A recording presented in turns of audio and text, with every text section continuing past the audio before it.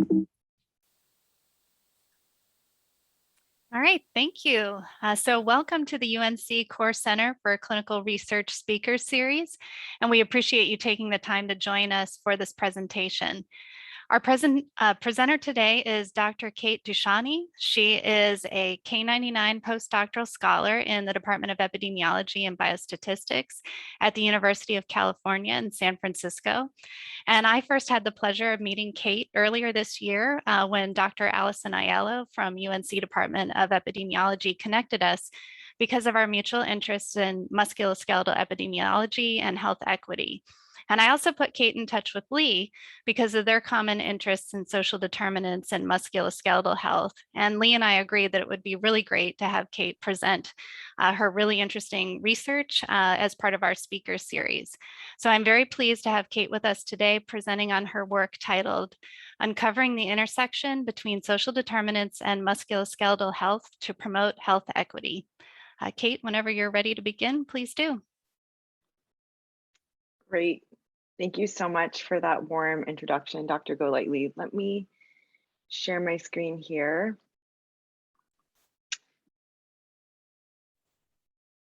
Can you all see my slides okay? Yep. Great. Okay. Let me just get my Zoom settings right here. Okay. So again, thank you for the warm introduction. I'm so happy to be here, and I'd also like to thank Dr. Callahan for the opportunity as well to come and present. And thank you, Council, for helping to facilitate my talk. And I'll be discussing sort of current and future work that focuses on the intersection between social determinants of health and musculoskeletal health to promote health equity. And so I'd like to ask the Zoom audience to hold their questions to the end. So I'd just like to provide a brief background sort of outline as to where we'll be heading today. I'll first be providing just a little bit of an introduction to who I am and sort of what I've done. And then I'll be moving into sort of a broad overview of aging research, and then segue a little bit in talking about muscle health.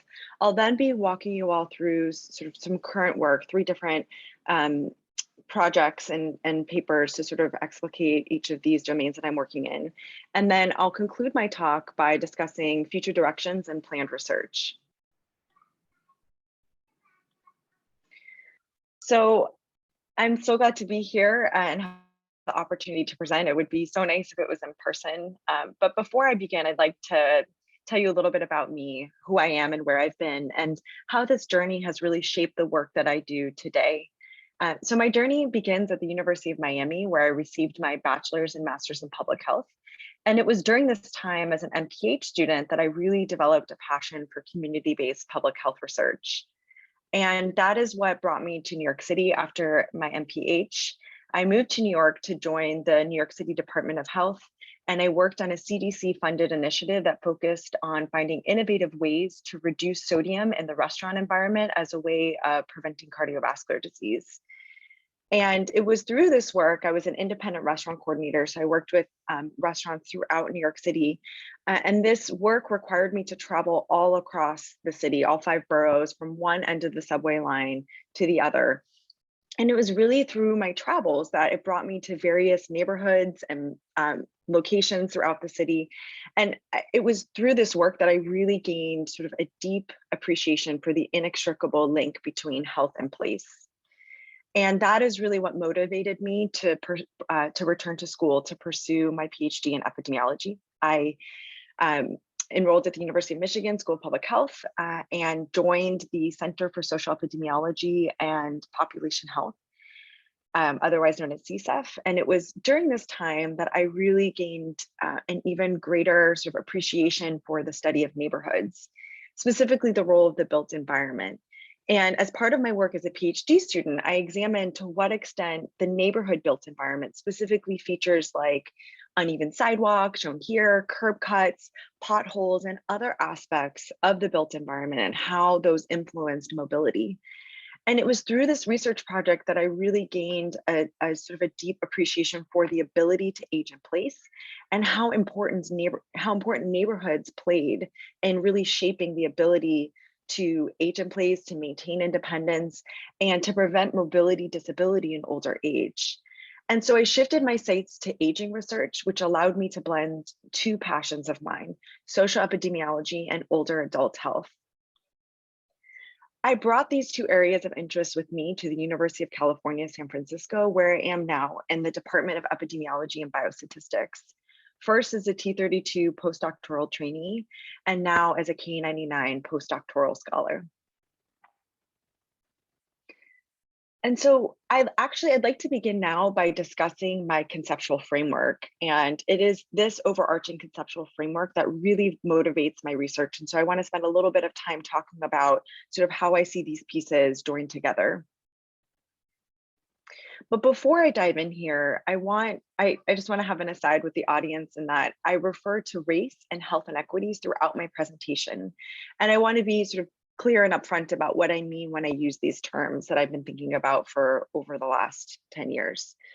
First, with regard to race, there's been really foundational work in the field by giant scholars like Dr. Kamara Jones, Dr. Rhea Boyd, Dr. Chandra Ford, Dr. Zinzi Bailey, and many others that have really helped to advance the field of health equity and really thinking about how we conceptualize race as a socially constructed process that is a reflection of a more complex phenomena, really trying to think about how race is used to shape the life course and how even the definition of race and how we conceptualize race is both rooted in and determined by structural racism. And so when I say, for example, that we enter race into a statistical model, what I mean is that we're using this variable as a way of capturing variation in the lived experience, which we know is highly differentiated in the United States. I also use the term health inequities in contrast to a disparity or a difference, because health inequities, the way in which I define that is different in that it reflects a health difference, but these are differences that are not only unjust, but also unavoidable. And therefore, health inequities are considered to be both unfair and unjust. So now I'd like to sort of walk you through each of these pieces and how I view these components within my conceptual framework. So first, beginning here with health inequities. So as long as medical records have existed, so too have health inequities. Health inequities have persisted for centuries, and yet we've been unable to meaningfully intervene on these inequities in order to move towards health equity. Part of the reasons we have been unable to achieve this goal is that there's really been a singular focus on biomedical risk factors. And certainly while there's been huge progress made in identifying and understanding underlying biomedical risk factors and how they shape health status and ultimately influence health inequities, we have not closed the gap, as evidenced by the fact that gross disparities still exist today. At the same time, we've also made huge gains with regard to our understanding of the social determinants of health. And in fact, there's a vast body of literature that has repeatedly shown that the social determinants influence downstream health and ultimately shape health inequities. For example, we know that there are far-reaching effects of structural racism that shape neighborhood resources, access to education, occupational opportunities, and that these experiences are highly differentiated across the life course and serve to exacerbate health inequities. However, one difficulty in doing this work is that we have yet to fully identify and understand the underlying biologic mechanisms that would really aid in our understanding of how social experiences get under the skin and contribute to inequities as depicted here by a black box. I'd like to zoom in a little bit further here and talk about muscle health. I've chosen to focus on muscle health because it is such a strong marker of current and future health status. We know that musculoskeletal health is hugely important with regard to numerous aging-related outcomes, such as cancer, disability, and dementia. And yet, despite the outsized role that muscle health plays for health status in older age, we find ourselves in a similar place where the preponderance of evidence that's been conducted to date has really been relegated within a biomedical risk factor framework. And again, certainly while we've made huge progress with regard to understanding, for example, how obesity influences muscle strength, we have failed to document and ultimately intervene on musculoskeletal health inequities. Part of the reason for this is that there's this black box on the other side of this pathway where we have yet to fully acknowledge and integrate the social determinants of health into the study of muscle health as a way of closing the gap in health inequities. So this begs the larger question, where does this leave us? This is where I view my contribution and how I see my overarching framework. I see my work as an attempt to unify all of these domains as a way of understanding, disrupting, and intervening on health inequities in order to improve adult health. And I set my work within a life course framework as shown here with the orange arrow at the bottom, because what this work really requires us to do is to think about salient exposures and measure them throughout the life course from early childhood all the way until adulthood. And really, prior research shows us that we simply cannot afford to pay attention to just the right side of this pathway because we already know what this produces. Health inequities that still exist today, and we will be unable to fully intervene until we are able to bridge this gap of really bringing all of these pieces together. I'd like to point out here that there are 4 very large arrows that are reflected within this framework. And of course, there are many more that I'm not showing, multiple arrows that, really reflect complex multifactorial processes, which I cannot show all of them, I'm keeping it simple here with just these 4.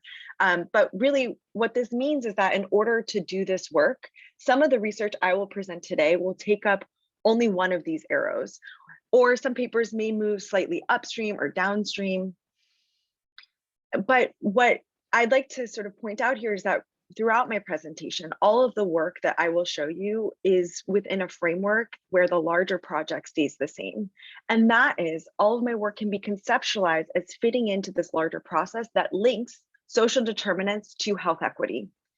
And so throughout this presentation, I'll be referring to this conceptual framework repeatedly as a way of orienting you all as to which part of the figure I am discussing.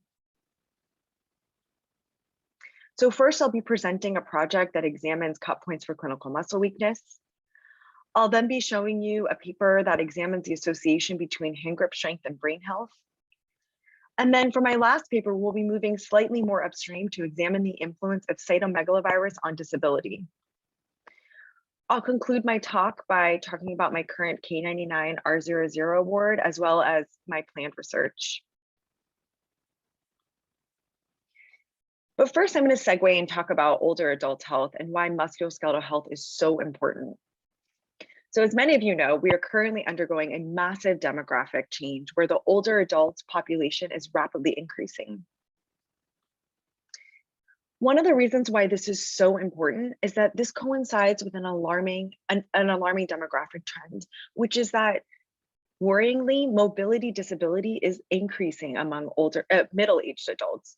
And so the reason why this is so important is that by 2030, just in a mere 9 years, all baby boomers will be age 65 years and older.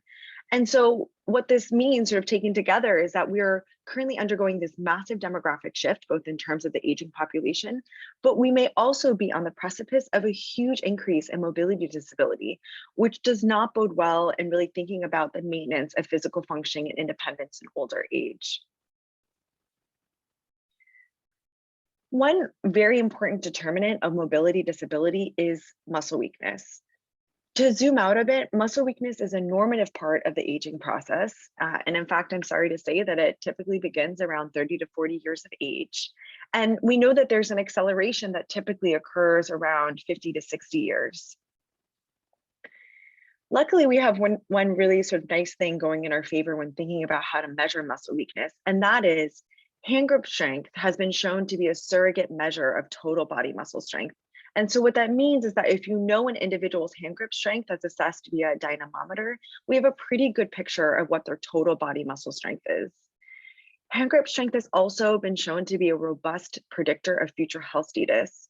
And in fact, in one study that examined the association between hand grip strength and physical functioning 25 years later, they found that individuals who occupied the lowest tertile of hand grip strength had significantly reduced physical functioning 25 years later. So it really is this robust predictor that really reflects perhaps an underlying clinical process that has really yet to manifest, and it's picking up on that.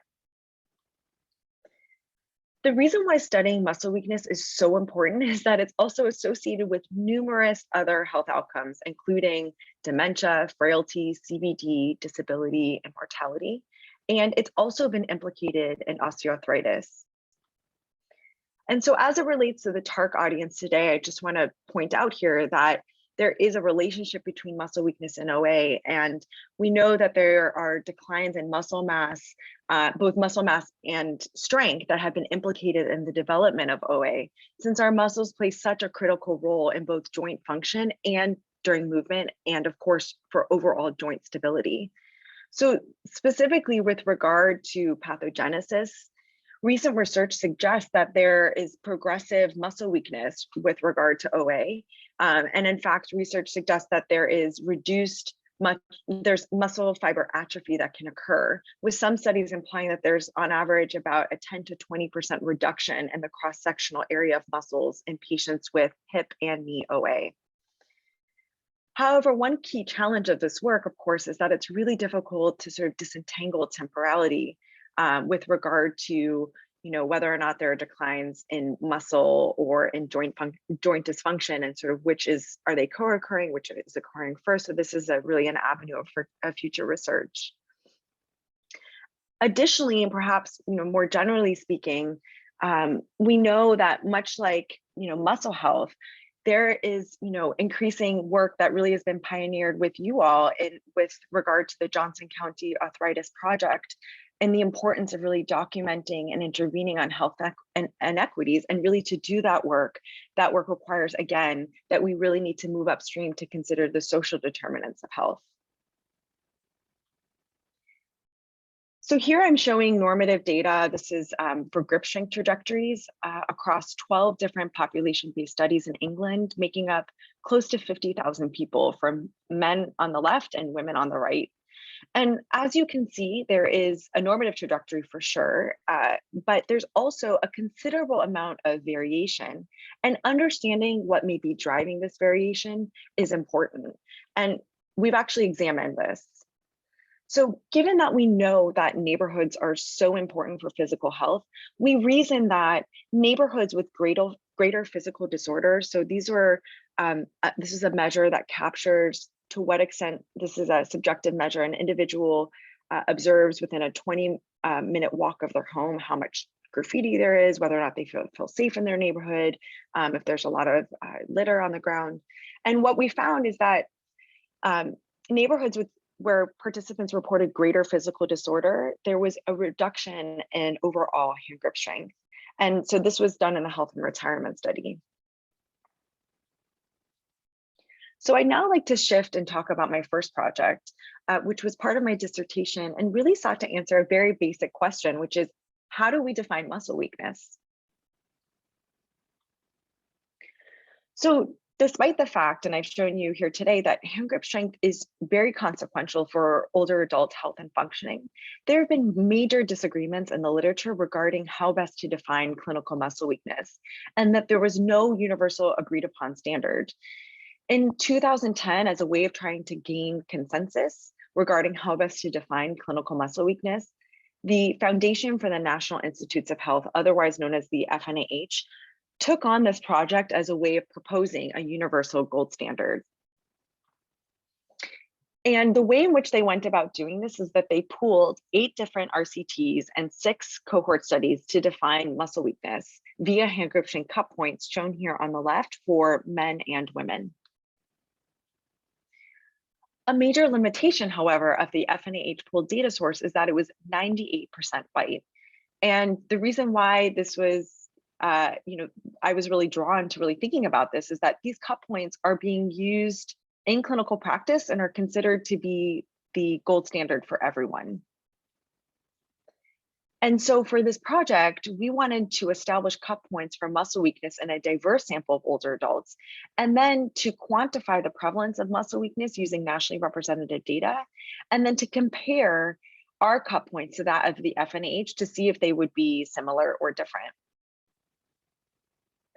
To answer this question, we used data from the Health and Retirement Study.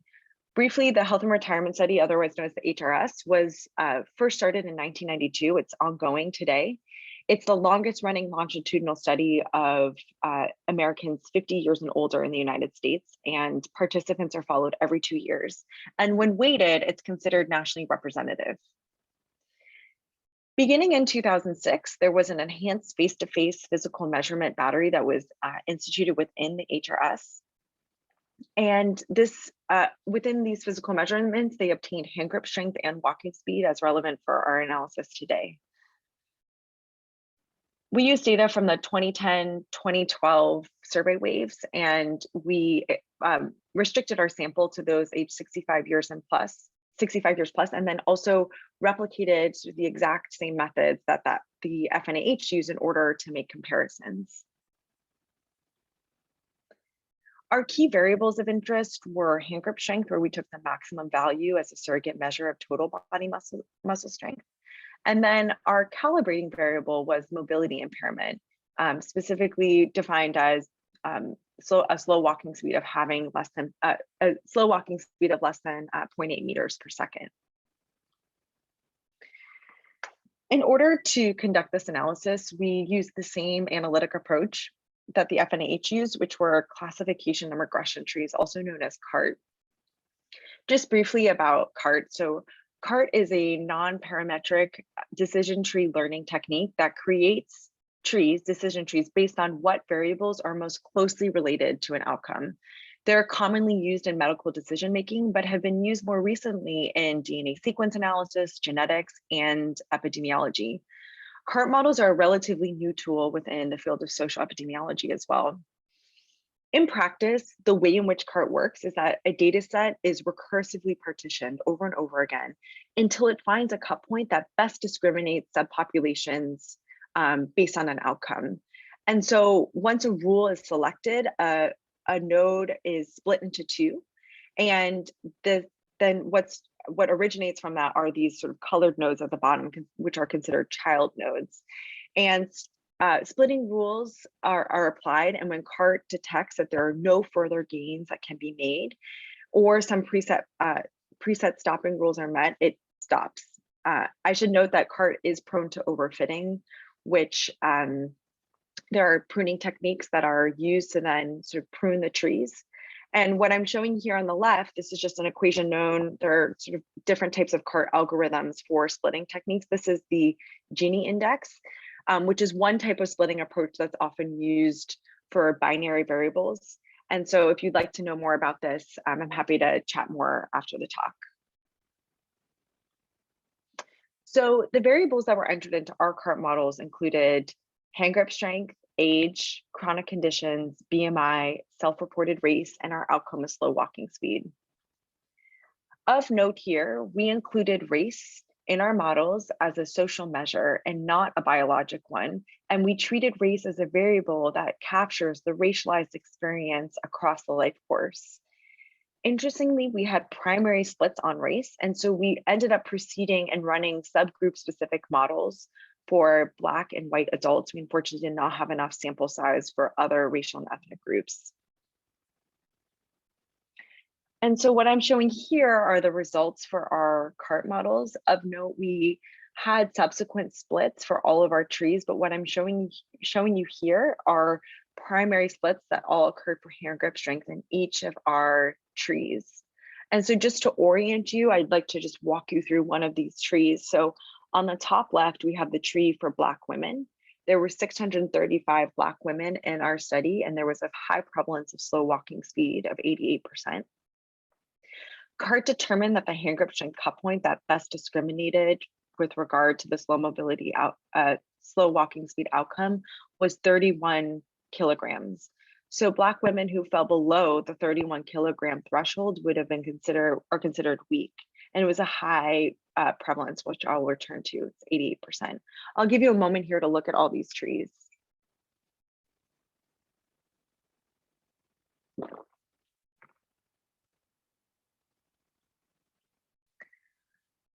So we then took our cut points and then wanted to know what the prevalence of muscle weakness would be by race and sex in HRS. And what we can see is that overall, there is a huge burden of muscle weakness across all subgroups, but in particular, we notice there's a disproportionate burden among Black women and Black men. And I'll be referring to this shortly, but I want to just draw your attention to that now.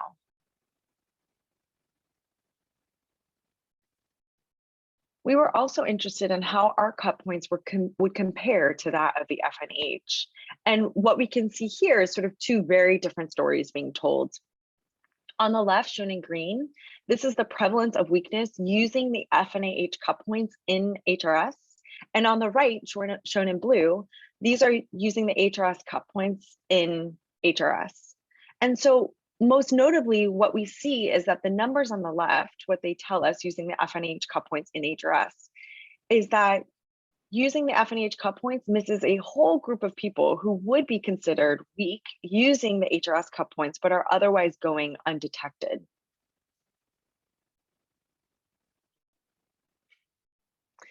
So to conclude, we derived cut points for clinical muscle weakness using nationally representative data. We found that our cut points were vastly different to that of the FNAH, which are currently used in clinical practice and are considered to be the gold standard. I've also done some work to examine to what extent our cut points are predictive of future health status. And in a study that I led, that I did in 2019, I found that individuals who were considered weak at baseline, as defined by the HRS cut points, had decreased survival across a 9-year period compared to those who are non-weak at baseline. Lastly, we found a high prevalence of muscle weakness across all subgroups, but in particular, we observed stark inequities with regard to muscle weakness in Black men and Black women. And so these findings were alarming and really required a deeper dive to really try and understand what could be driving these inequities and how, sort of what are the social processes that could lead to these gross disparities. And so in a study that I led that was published in the Social Science and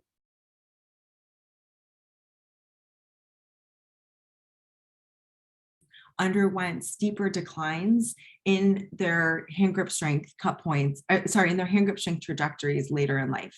Can you all hear me okay? I think my earbuds just gave out. Is the sound? You sound fine. Fine, it just skipped for a little sentence. Okay, perfect. Well, I'll let me just rewind 2 seconds. This study was sort of born out of these alarming results that we found with regard to stark inequities. And in this paper, we looked at to what extent trauma experienced throughout the life course was associated with trajectories of hand grip strength. And what we found is that individuals who underwent greater trauma early in the life course had steeper declines in their hand grip strength trajectories later in life. So the second project I will be presenting today examines the association between hand grip strength and dementia risk, cognition, and neuroimaging using data from the UK Biobank. So just some background here. One of the hallmarks of dementia, Alzheimer's disease, and other pathologies is that there's a decline in cognition, specifically in memory, and often a decline in functional abilities as well. And we know that prior literature has shown that physical functioning may serve as an early indicator of brain changes. And in fact, work suggests that reduced hand grip strength is associated with poorer cognitive performance. And this is unsurprising because we know physical functioning is tightly connected to brain circuitry and that there's often shared pathology. However, despite this background and the work that's been done in this area, there's been sort of two key challenges that has made sort of making sense of the results difficult. And that is that There is first substantial variability, methodologic variability with regard to study design. A lot of the work has been cross-sectional. Also, there have been sort of varying follow-up times and durations. And lastly, a lot of these studies have really employed sort of small select clinical samples that have made generalizability challenging. Additionally, another challenge is that prior studies have focused on singular domains of brain health, like one specific neuroimaging marker or one cognitive marker. And oftentimes these cognitive markers that are used are sort of general screeners like the MMSE, which really do not provide a lot of specificity. And so what we set out to do was to examine to what extent hand grip strength is associated with reliable markers of cognition, neuroimaging, and incident dementia in a large prospective population-based cohort. To answer this question, we use data from the UK Biobank, which is composed of over 500,000 adults aged 39 to 73. And for our analysis, we included those who were dementia-free at baseline. I just want to call out here that one of the limitations of the UK Biobank is that it is predominantly white. Here's the total racial and ethnic breakdown in the UK Biobank. And so while we investigated whether or not there were racial differences in our analysis, we didn't find any. And so what I'll be showing you today are the racially pooled results. However, they'll be stratified by gender given known differences in hand grip strength. Our exposure of interest was hand grip strength. And then our outcome was we took sort of a multifaceted approach in thinking about our outcome. We had 3 domains of outcomes, which I'll walk through. Our first domain of outcomes were with regard to incident dementia. So we looked at all-cause dementia, vascular, and Alzheimer's disease. And then we also examined neuroimaging outcomes, specifically total brain volume, hippocampal volume, and white matter hyperintensities. We also examined cognitive outcomes, fluid intelligence, and prospective memory. But this analysis for the cognitive outcome analysis was cross-sectional. I should point out here that one of the reasons why we took sort of this multi-pronged approach is that really each of these domains offer different insights with regard to biologic insights, and they're also really sort of complementary and really understanding multiple aspects of brain health. In order to look at each of these group of outcomes, we had to employ various statistical approaches. So first, for the incident dementia models, we used Cox proportional hazard models where we treated death as a competing event and we obtained death data from the registry.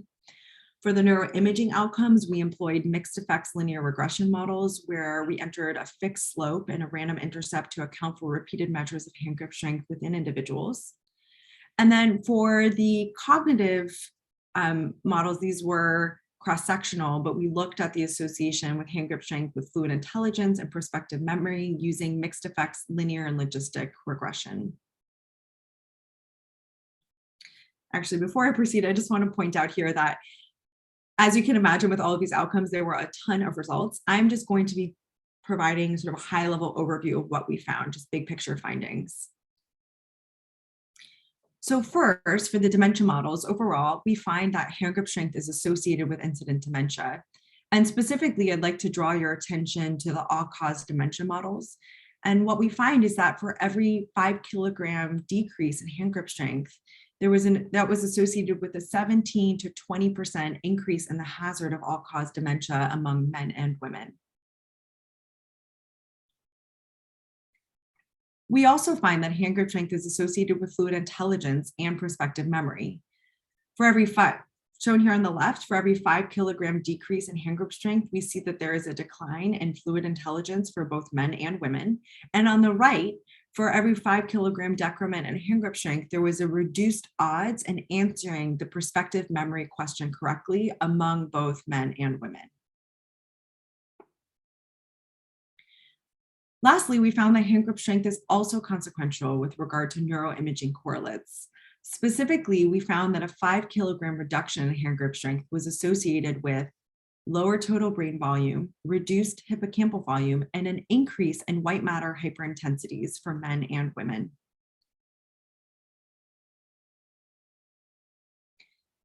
To conclude, we found that handgrip strength is highly associated with incident dementia, neuroimaging correlates, and cognition in a large prospective study of middle-aged and older adults in the UK Biobank.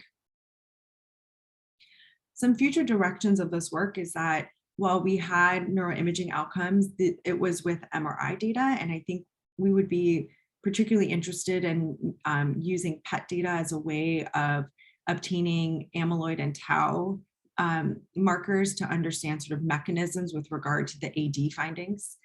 Also, we'd be interested in replicating our cognitive models within a longitudinal setting, since these results were cross-sectional. So for my last study, we'll be moving slightly more upstream to examine the association between cytomegalovirus and physical disability by race, ethnicity, and gender in the health and retirement study. And this work is currently in press in the American Journal of Epidemiology. So to zoom out, I sort of want to begin by asking a sort of a big picture question here, which is, why study cytomegalovirus? Well, interestingly, cytomegalovirus is thought to be a lifelong infection. While the majority of infections typically occur in childhood, we know that on average, about 50 to 80% of adults have been infected by age 40. And so once you have been infected, the virus is in your immune system for life.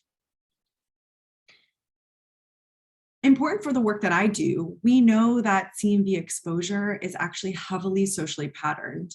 And what I mean by this is that recent research suggests that individuals who occupy greater social disadvantage are believed to have more exposure to and have greater reactivation to the virus.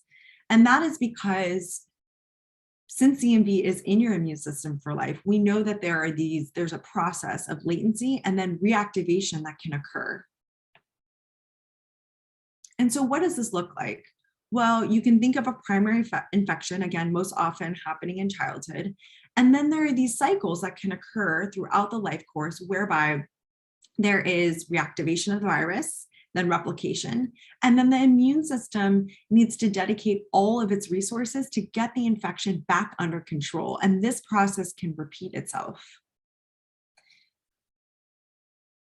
Recent work suggests that one potential factor that influences cycles of reactivation is life course stress. That is, the more life course stress an individual experiences, the greater number of reactivation cycles that may take place. And the reason why that this is so important is that within each reactivation period, the immune system has to dedicate sort of major resources to tamp down the virus, to get it back under control. And so what this means is that we can think of CMV as a social and biologic exposure. And to sort of extend this point, when we are able to measure CMV IgG antibody levels, they can really sort of serve as an imperfect proxy of immune control and an overall indicator of immune fitness. So in other words, CMV antibody levels provide an opportunity as really thinking about this as a window into really understanding how well the immune system is doing and keeping the virus under control. And so what this means, to sort of take this a step further, is that we can then use CMV IgG antibody levels as sort of as a model to really understanding how social stress imprints on the immune system. And ultimately, how this constant wear and tear from repeated activations throughout the life course may lead to accelerated biologic aging. So, given long-standing inequities that have been repeatedly observed with regard to physical disability, we sought to examine to what extent does CMV seropositivity, would that be associated with a greater prevalence of physical disability? And would this association differ by gender and race ethnicity? Our hypothesis was that CMV seropositivity would be associated with a greater prevalence of physical disability in comparison to seronegative individuals, and that this relationship would be stronger among racial and ethnic groups and women because of greater social disadvantage experienced across the life course. To examine this question, we used data from the 2016 venous blood sample within the Health and Retirement Study, which was composed of 9,000 randomly selected adults aged 50 years and older. Our primary exposure was CMV as measured by CMV IgG antibody levels measured in blood serum. And then we created a dichotomous variable that compared CMV seropositive to seronegative individuals. Our outcome of interest was ADL disability, activities of daily living, such as dressing, bathing, and toileting, and whether or not an individual reported one or more difficulty on these ADLs compared to those who reported none.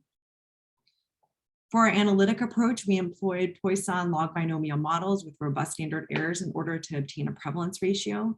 And then we entered interaction terms for gender and race ethnicity. Of note, we did not find any statistically significant interactions for race and ethnicity, but we did for gender. So I'll be presenting gender stratified results. I'm showing here the results for women.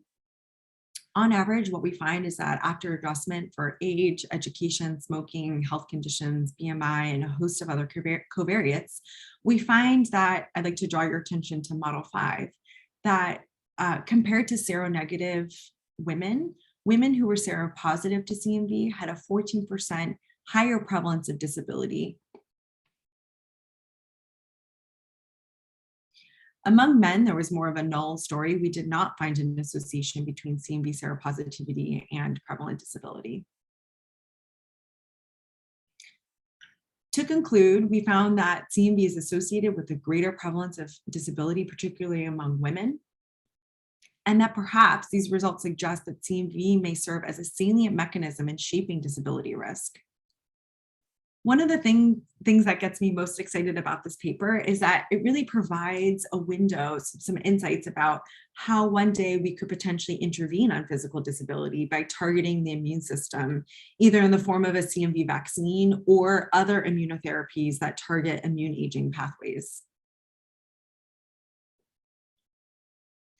So to recap where we've been today, I showed you cut points for clinical muscle weakness. I demonstrated that hand grip strength may be consequential for brain health. And then I just showed you that CMV also may be consequential for physical disability, particularly among women. And so now I'd like to segue and discuss my current and future directions. So there's general consensus that we've advanced sort of each of these domains. And I've shown you some work today about how I'm working within each of these areas to help contribute to these larger bodies of work. However, what's needed in order to truly bring these domains together is an interdisciplinary approach where these areas become integrated such that the sum of the parts are bigger than so integrated so that the sum of the parts are come together and are bigger than the whole.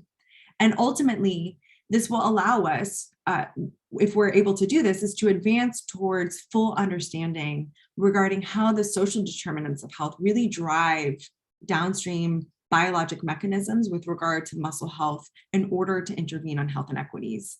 And that is the focus of my K99 R00 award. The project title of my grant is Examining the Role of the Neighborhood Environment on Muscle Function in Older Adults. And I'd like to highlight that this work is really aligned with NIA's strategic goals. First, to assess the interplay among environmental, sociocultural, behavioral, and biologic determinants to understand and prevent disease. And ultimately, in order to explore the relationship among mitochondrial biogenesis and musculoskeletal function, which I'll touch on shortly, and taken together, what really this work is designed to do is to understand and intervene on health inequities. And so this is really my first attempt to really unify these domains as a way of advancing the field and bringing these pieces together. And so just briefly about the K99 mechanism, K99R00. This mechanism is divided up into two phases. The first is a postdoc, 2 years of postdoc funding, which I'm in right now. And this phase is really designed to give postdocs additional training so that they're equipped to then segue into the R00 phase, which is kind of like a mini R01. And the main thrust of this mechanism is to transition early investigators to an R01 as quickly as possible. And so here I'm showing you the broad conceptual framework of my K. And so you can see here that really what this project represents is sort of the first opportunity that I will have to bridge the social determinants, specifically the neighborhood environment, really thinking about the built and the social neighborhood environment, and to what extent the neighborhood environment is consequential for muscle function, and whether or not physical activity and mitochondrial bioenergetics may serve as key mechanisms that link the neighborhood environment to muscle function. In order to answer these questions, I will be using data from the study of muscle mobility and aging, also known as the SOMA study, during the R00 phase of my award.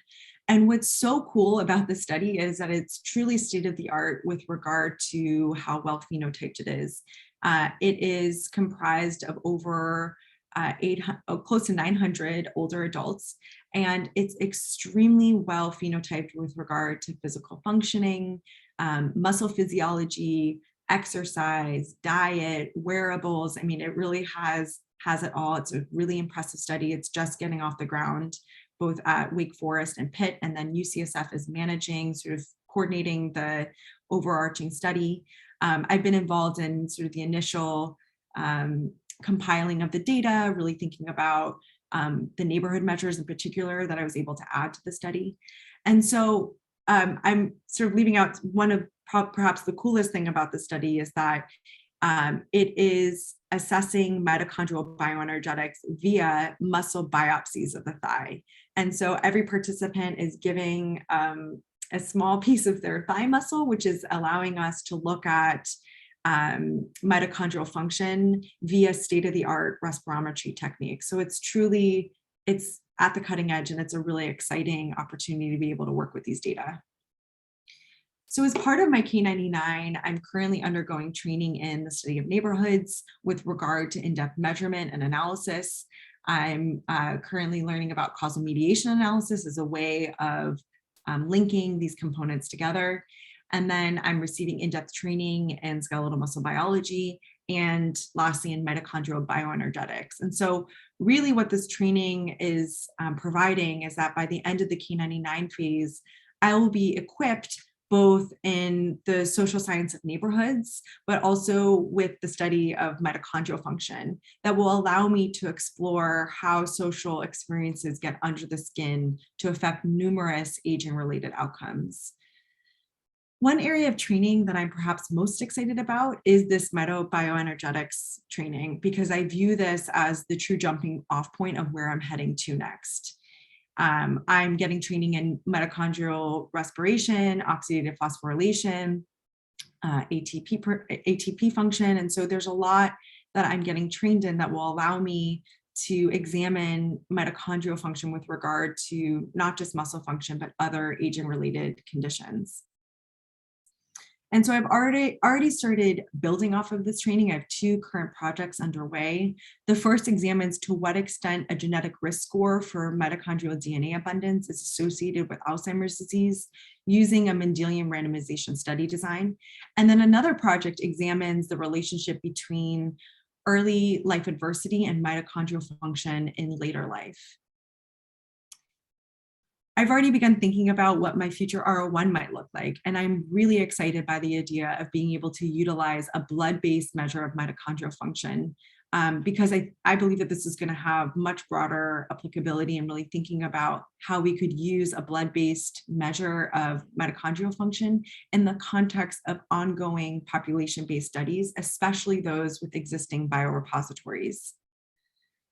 And so ultimately what this R01 would focus on, sort of generally speaking, is really trying to understand how social disadvantage gets under the skin, how it becomes biologically embedded and influences mitochondrial function, and ultimately how mitochondrial function may serve as a salient mechanism, and understanding how these social processes influence numerous health outcomes, and ultimately how that shapes downstream inequities as a way of informing future interventions.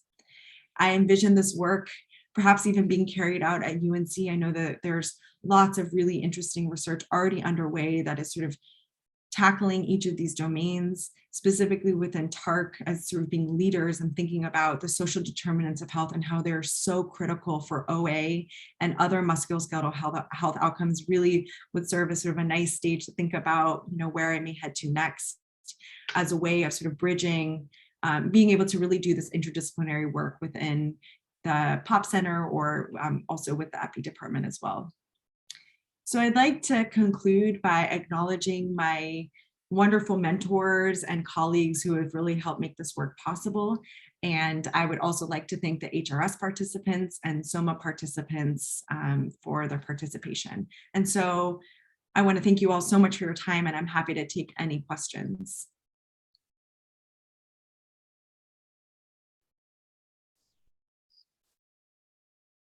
Well, thank you so much. We do have some time for some questions, and just a reminder, you can type your questions into the chat box or unmute yourself to ask your question. I'll just start with a comment. Kate, that was a lovely presentation, and it's nice to see how you're working within a framework and, trying to put the pieces in and also incorporate, you're not in a silo, a musculoskeletal silo, but you are really looking at the whole person and how these things like disability may affect brain health or cardiovascular health, and putting that picture together. So I appreciate seeing that, and thank you. My question would be, with sort of moving toward the ROO phase, are you plugged in, like, I guess, are the SOMA data public data so that you see that you will take that work wherever you land? Yeah, that's exactly right. The SOMA data will be publicly released. It hasn't been yet. They're sort of doing all the cleaning right now, and I'm involved in really, it's been fascinating to really be on the ground from the beginning of like seeing how a cohort study is like started and run, and then all the decisions that are made around like what variables to include, what measures to collect. And then now there's tons of decisions regarding how do we clean this variable, do we want it in this form or that form, thinking about how, and as a way of preparing it to make it publicly available. But one of the things that I had to be sort of crystal clear about when I submitted this award is that there's going to be no sort of impediment to me continuing to work with the data for the R00 phase, that's sort of contingent that I have access to that data from the ground, from the get-go, and that others can as well. And so that's a big push within SOMAs to make it available for other folks who are interested in working with the data. That'll come soon. Well, obviously what you're doing is you're right. We have a lot of interest in the type of work you're doing here at Thurston. And even when you and I spoke, as I said, Thurston can't offer faculty positions. So you have to have an academic home, and many of us on this have different academic homes. I mean, Yvonne's in epidemiology, Amanda and I and Becky and I are in medicine, and Kelly. Louise is in physical therapy, Sandra's in nursing, Todd is in the biostatistics.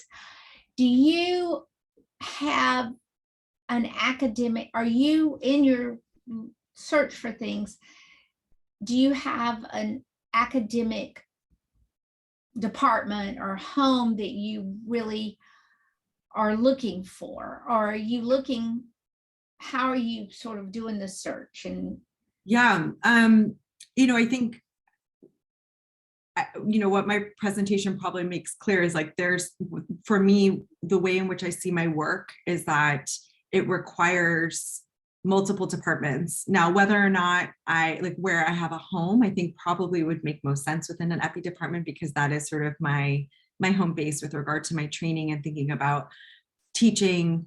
But as long as the infrastructure and the resources are there and the mechanisms are in place to encourage interdisciplinary research, I could see myself happy in a lot of different places. And so I'm not wed to any one academic home. I guess what would need to be, what's more important is the environment to facilitate being able to bridge between departments, because this work really requires that. Mhm.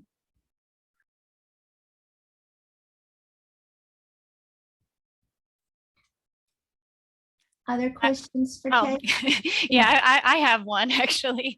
Well, I wanted to say I really enjoyed your presentation, and I agree with Lee. I really like the framework that you're working from, and it's clear that your work is translational. And going back to earlier in your presentation, I was very fascinated with thinking about the neighborhood environment and physical disorder, because in the classes that I teach in the epidemiology department on injury prevention, we do talk a bit about neighborhoods and the built environment, and the role that it plays in injury, but I haven't really taken it into thinking about musculoskeletal health and the work that you're doing with grip strength. And I was curious in that initial work and even some of the work that you've done when it comes to the neighborhood environment. Are you seeing any differences across subgroups when you're looking by age and by sex? And is there and if you are, is there anything that's been surprising to you? Yeah, specifically within that neighborhood disorder paper. And it's a really interesting measure. I mean, there's, of course, objective measures of the neighborhood environment, but this is a subjective measure. So it's really asking a really sort of basic question. It's comprised of 7 questions, and it's a scale. And then, it's things, it's really getting at like basic safety and how comfortable you are being around out and about in your neighborhood. And what we found is that there were lower hand grip strength levels for those who resided in, I should say, for those who resided in neighborhoods with greater physical disorder. We did see an interaction by age, whereby middle-aged adults had lower hand grip strength compared to older adults, both of whom were residing in neighborhoods with high physical disorder. And one of the reasons why there's a lot to sort of unpack there, and we're still sort of chipping away at that. This was just one study, and it was cross-sectional, is that it could be that not being able to be out and about is more consequential for middle-aged adults who are really kind of using their neighborhood environment where their life space is still really expansive, as opposed to sort of the closing in of the life space that often occurs within, towards the end of life. And so that was one reason, sort of one potential mechanism, but that was a surprising finding for sure. I thought it was going to be the other way, but that's not what we found. Yeah, very interesting. Yeah, I wouldn't have expected that either, but your interpretation makes sense. Well, can I ask you some technical question? If I understand you right, you were using HRS data, is it correct? HRS data, that's right. I know that they have sampling weights. Did you use them in analysis, in statistical analysis, or just ignore them? So it depends which paper. Within the neighborhood disorder paper, yes, we did use the survey weights to account for the complex sampling design, and then also that it's kind of it's a household survey, so there are multiple participants within a home. So that's another aspect that you have to account for. However, for the CART models, the R package, R part that ran the CART trees cannot account for survey weights, and that's just a limitation of CART. So whether or not our cut points would be the same in another nationally representative data set, we don't know. But we think so. But yeah, that is a major limitation of CART, is that it cannot account for complex survey weights. Thank you.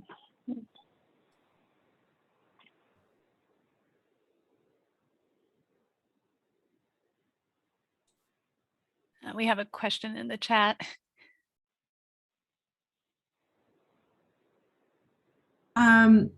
I'm sort of reading Louise's question here, and I think I'm sort of giving a quick scan, but it looks like slow walking speed. Do you have a sense of whether or not to examine slow walking speed cut point across diverse populations? Yeah, so this is such a good question.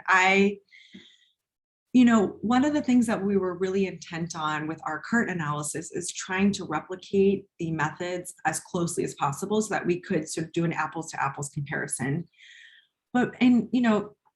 This was one of my first papers that I did during my PhD, and I've had a lot of time to think about how I would do it differently since then. I think we all have like one of those papers of like, if I were to do it now, I would do it totally differently.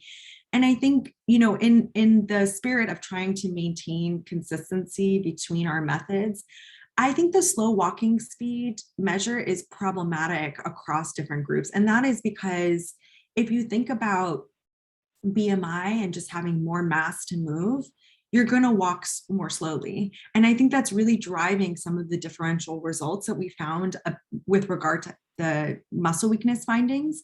And I think it's really being driven by the slow walking speed outcome because slow walking speed was so prevalent among Black men and Black women. And I think that's really being driven by just having more mass to move. And of course, that would also be across a lot of other subgroups, like the obesity is so prevalent. And so there has been work done that has looked at different thresholds for mobility, disability, using a slow walking speed threshold across diverse populations. I believe in BLSA, they've done a lot of that work. But just, I think noting that as a limitation of just like what it means to have more mass to move and how that influences how we define mobility impairment, I think is, there's a lot to sort of think about there and what that means in terms of both in terms of whether or not someone is truly weak and whether or not someone's truly slow. It's kind of subjective. Like I recognize I'm fully critiquing my own work, but that's sort of in having some perspective from that paper, that's something that I keep returning to.